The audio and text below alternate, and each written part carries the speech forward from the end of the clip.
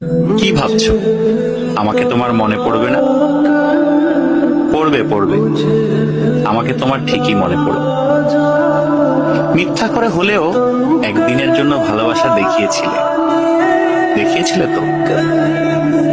মিথ্যে করে হলেও কাছে তো এসেছিলে, কি এসেছিলে না? তোমার ভালোবাসা মিথ্যা হতে পারে, তোমার কাছে আসা অবুঝ দিনের বেড়ানোর সুখ হতে পারে, অপ্রাপ্তবয়স্ক আবেগ হতে পারে।